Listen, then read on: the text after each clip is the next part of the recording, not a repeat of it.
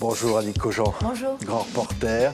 C'est un livre émouvant que vous nous proposez qui s'appelle Simone Veil et les siens. Il est publié chez Grasset. C'est un album de photos incroyable, de celle qui est aujourd'hui au Panthéon pour l'éternité, des plus grandes personnalités françaises. Et vous avez des photos tout à fait inédites que vous ont fait passer ses propres enfants. C'est vrai. C'est des photos qu'on n'avait jamais vues pour la plupart, effectivement. C'est des photos d'avant Auschwitz, la famille heureuse à Nice, la Ciotat, les vacances, les cousins, les parents, les grands-parents.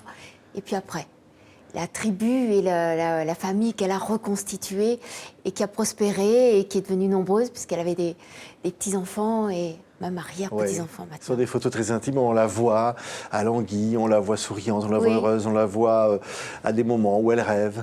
Oui, où elle se relâche, où elle s'abandonne un peu, jamais totalement, mais enfin où elle est dans des moments de grande proximité avec les siens. Et les siens, c'était effectivement les plus proches et c'était la famille qu'elle avait constituée. Oui, on voit ici une photo, évidemment, avec c'est l'homme de sa vie, avec Antoine. lequel elle se retrouve aujourd'hui au Panthéon. Elle a eu une grande chance, réellement, sortant des camps. 2 ans après, elle était mariée avec celui qui est resté l'amour de sa vie réellement, Antoine Veil, qui l'a soutenu, aidé, stimulé sans doute. Ça n'a pas toujours été simple, mais qui était très drôle, qui avait une immense fantaisie, qui la faisait rire beaucoup. Elle qui n'était pas très gaie et qu'elle a beaucoup aimé, réellement. Ouais. On va avoir encore quelques photos défilées de cet album-là qui montrent une Simone Veil inattendue, au fond. Oui, rêveuse, liseuse, cultivée, tendre. Ce qu'elle ne montrait pas forcément beaucoup toujours avec ses collaborateurs ou dans des occasions très officielles où on ne l'approchait pas si facilement, où on ne la tutoyait pas, où on ne l'embrassait pas facilement. Elle avait horreur d'une certaine proximité, elle n'aimait pas les foules, elle n'aimait pas être dans une file d'attente. Elle disait d'ailleurs que ça lui revenait, ça lui était resté des camps. Précisément cette peur de la proximité, trop grande proximité. Et on voit que dans l'intimité, elle était d'une tendresse infinie, qu'elle caressait, qu'elle cajolait beaucoup ses enfants, qui sont toujours collés à elle d'ailleurs. C'est très frappant. Ils cherchent une caresse, ils cherchent un geste, une main sur la joue, etc. Ils sont lovés contre elle, et même les grands enfants, même à 20 ans, 25 ans, etc. Ces 2 fils n'avaient de cesse que de se faire embrasser par elle, et même de se lover contre elle en regardant la télé sur un canapé, ou le matin se glisser dans son lit pour parler encore quelques minutes avant la journée de travail. C'est assez incroyable. Là, ce sont des images de la famille, on la voit avec tout ça, avec ses petits-enfants, avec une famille qui comptait énormément pour elle.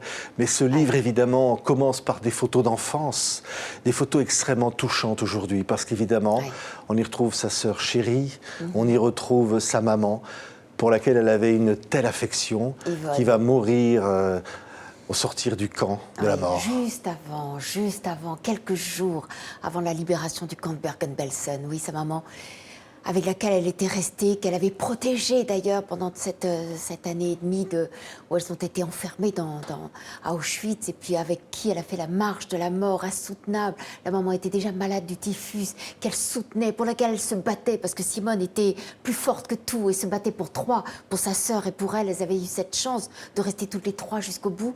Et la maman s'est éteinte, elle n'a pas pu la retenir. Et ça restait une des grandes, c'est même plus que tristesse, colère. Simone Veil était restée une femme en colère. Quelquefois, on parle de son sourire serein.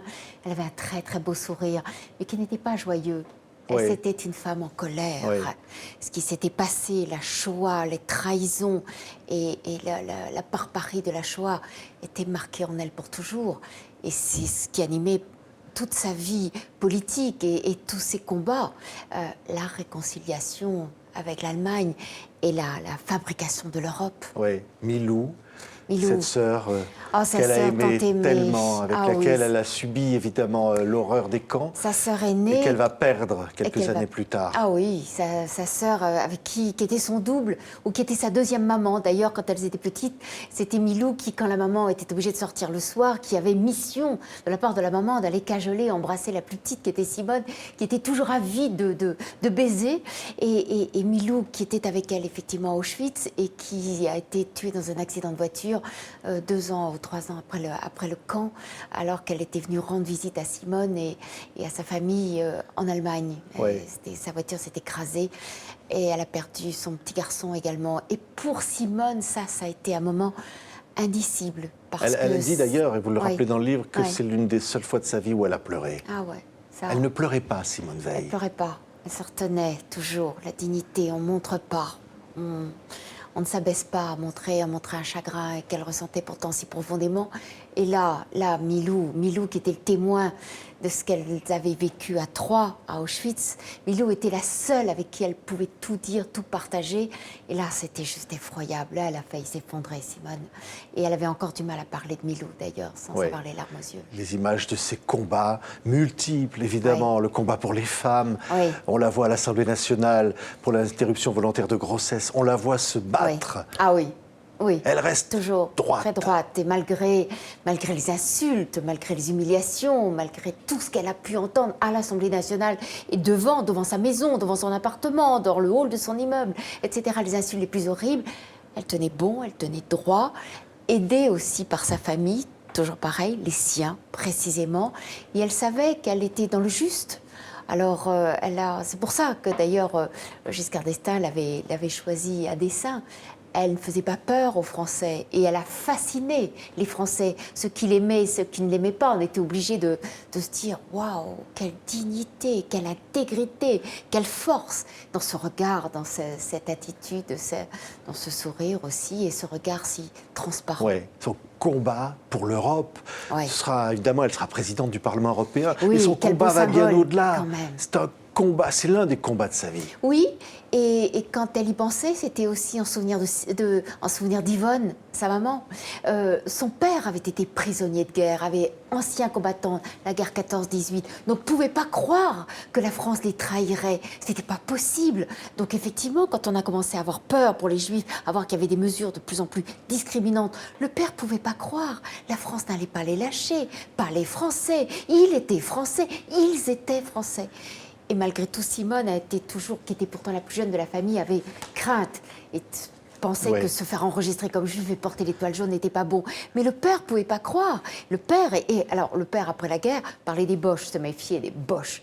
Et Simone aussi, quelquefois, entendait le mot boche. Par contre, sa maman, Yvonne, prenait là aussi la réconciliation. Donc quand plus tard, elle est allée présidente du Parlement européen et elle a défendu jusqu'au bout cette idée d'Europe, de réconciliation, plus jamais ça. Réellement, c'était aussi en pensant à sa mère Yvonne. Oui, vous publiez le facsimilé d'une lettre atroce, je ne sais pas si on peut le voir, d'un commissaire de police en 1941 qui dénonce Simone et puis sa famille en disant ils ont chanté l'Internationale, mais je vous le dis, il le dénonce à la police centrale parce qu'ils sont de race israélite. De race et de confession israélite, c'est absolument atroce.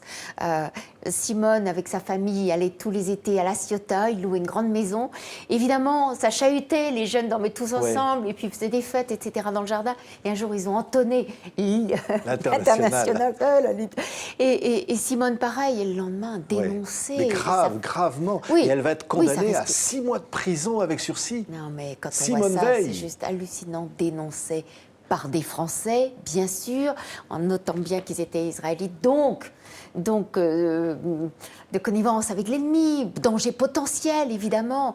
Et le père a dû dire, dit-on, on ne peut pas vérifier, bien sûr, mais enfin, a dû le sauvetage, simplement de garder la garde de ses enfants, parce qu'il a dit que lui, ça lui arrivait de chanter Maréchal, nous voilà. Oui, il dit ça pour garder évidemment la garde de ses enfants.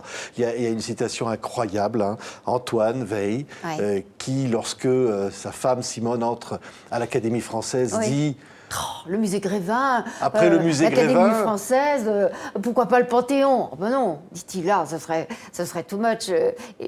Il dit, en plus, il y a Cali a une place au Panthéon, ça je peux pas. Très drôle, très drôle. Et Simone l'avait entendu, il avait dit ça comme ça tout fort, Simone l'avait entendu, elle m'avait regardé, elle a fait... Jamais. Jamais le Panthéon. Jamais elle pensait le Panthéon. Et puis surtout, son mari était tellement drôle qu'à chaque fois, elle haussait les yeux au ciel en souriant et en l'adorant. Oui, ce qui est incroyable dans ce livre, c'est qu'on a l'impression d'une famille qui s'aime simplement, des choses simples, des voyages. Ça me frappe beaucoup. Des petits-enfants, oui. des promenades avec le chien. Oui, des vacances ensemble, des parties de cache-cache, le Trivial Pursuit qu'on fait même au bord de la piscine, dans la piscine, parce que Simone aimait le soleil, Simone aimait être en maillot de bain, Simone n'était jamais repue suffisamment de soleil, donc elle restait même dans leurs vacances en Espagne, elle restait même aux heures les plus chaudes du soleil avec son petit garçon, le plus petit, Pierre-François, qui s'en souvient, et alors que tout le monde allait s'abriter, non, Simone restait toujours très proche du soleil. Il y avait une très jolie peau bronzée d'ailleurs, qui mettait en valeur ses yeux si transparents. Oui, et vous l'aviez connue, Simone Veil. Oui, à plusieurs reprises, à plusieurs reprises, et fréquentée. Elle vous racontait tout ça, ses souvenirs. Elle était très pudique. Extrêmement. Son physique, extrêmement. Ce chignon, cette coupe oui. de cheveux qui lui donnait un peu une allure. Voilà. Mais... Et en même temps, derrière, il y avait cette fragilité, cette fêlure. Une fêlure à jamais qui l'a marqué, qui l'identifiait. Il y avait ces zones dans lesquelles on ne pouvait que très rarement pénétrer, des choses dont elle n'a pas parlé, pratiquement pas à ses enfants ni à sa famille. D'abord parce qu'elle savait que ça leur faisait aussi très mal, qu'ils avaient très peur d'aborder certains sujets. Et Antoine détournait l'attention, détournait les yeux lorsqu'elle évoquait le camp. C'est tellement atroce et presque inaudible. Et ça ramenait au problème de pourquoi ont-ils si peu parlé, ces rescapés qui sortaient d'Auschwitz. Tout simplement parce qu'on ne pouvait pas, qu'on ne voulait pas les entendre. On avait trop peur d'entendre leur vérité. Et donc, du coup, elle s'est fait un devoir après d'être là, témoin précisément, et d'honorer toutes les cérémonies qui rappelaient Auschwitz, qui rappelaient la Shoah. Et pourtant, ça lui faisait mal à chaque fois. Mais elle s'en faisait un devoir. Elle disait, si j'ai une popularité, elle était immensément populaire, il faut que ça serve à ça, que ça serve à quelque chose. Oui, vraiment. Il faut que je l'utilise. Oui, ça devenait un devoir, une raison aussi de se lever et d'aller dans les différents endroits, de retourner à Auschwitz d'ailleurs, certaines cérémonies, toujours pour témoigner. Oui, on ne la ferait pas taire. Jamais. Jamais. Sa voix résonne encore ? Oui, réellement, d'abord au Panthéon, encore en ce moment d'ailleurs, il y a sa grande photo avec son mari, toujours sur le fronton du Panthéon. Je trouve ça formidable quand même. Je vois aussi que de plus en plus de livres paraissent, bandes dessinées, livres pour les enfants, livres pour les petites filles. L'autre jour, j'ai vu dans une librairie, effectivement, je crois que c'est un truc sur les petites filles rebelles.